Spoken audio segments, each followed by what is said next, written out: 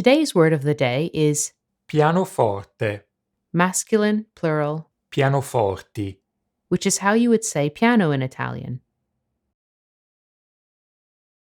pianoforte, Composed of the words piano, and forte, literally soft and loud, it's an abbreviation of the original name which Bartolomeo Cristofori gave his invention in the early 1700s. gravicembalo col piano e forte. Harpsichord was soft and loud. If you've heard the term pianoforte before, that may be because, in English, it's a formal and rather uncommon synonym for piano. Likewise, the short form piano is a synonym for pianoforte in Italian.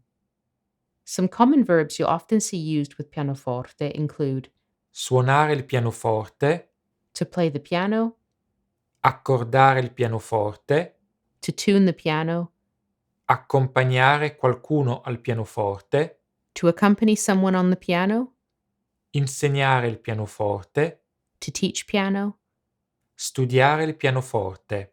to study piano. Quando ero un ragazzino suonavo molto bene il pianoforte. When I was a boy, I used to play the piano very well.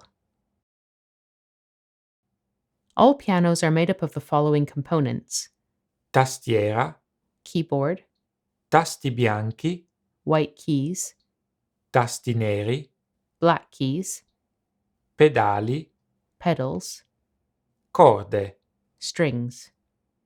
Switch the two words around and you get fortepiano, which is the name for any piano dating from the invention of the instrument in the early 1700s up into the early 19th century. Just as the name for pianoforte literally means soft loud, fortepiano is the Italian for loud soft. Grazie per averci seguito. Thank you for watching, and don't forget to subscribe to our YouTube channel.